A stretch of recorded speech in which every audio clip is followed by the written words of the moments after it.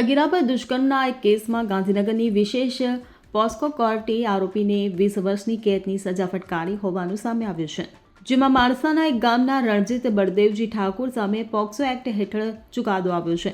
આરોપીએ લગ્નની લાલચ આપી 16 વર્ષની સગીરા પર દુષ્કર્મ આચર્યું હતું। આરોપી 15 ફેબ્રુઆરી 2024ના રોજ સગીરાને લઈ જઈ તેની સાથે શારીરિક સંબંધ બાંધ્યા હતા। પીડિતાની માતાએ 17 ફેબ્રુઆરીએ માણસા પોલીસ સ્ટેશનમાં ફરિયાદ નોંધાવી હતી। મળતી માહિતી મુજબ ગાંધીનગરની સ્પેશિયલ પોક્સો કોર્ટમાં કેસ ચાલી ગયો હતો। સરકારી વકીલ પ્રિતેશ ડી વ્યાસે કોર્ટમાં રજૂઆત કરી કે આરોપીએ સગીરાની મરજી વિરુદ્ધ બળજબરીથી દુષ્કર્મ આચર્યું હતું, જેથી સમાજમાં દાખલો બેસે તે માટે કડક સજાની માંગણી કરી હતી।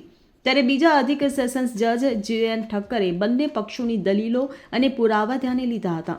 કોર્ટે આરોપીને દોષિત ઠેરવી 20 વર્ષની કેદ અને 30,000નો દંડ ફટકાર્યો છે। સાથે જ પીડિતાને કાનૂની સેવા સત્તામંડળ મારફતે 3 લાખ રૂપિયાનું વળતર ચૂકવવાનો આદેશ આપ્યો છે। બ્યુરો રિપોર્ટ, ખબર ગુજરાત લાઈવ।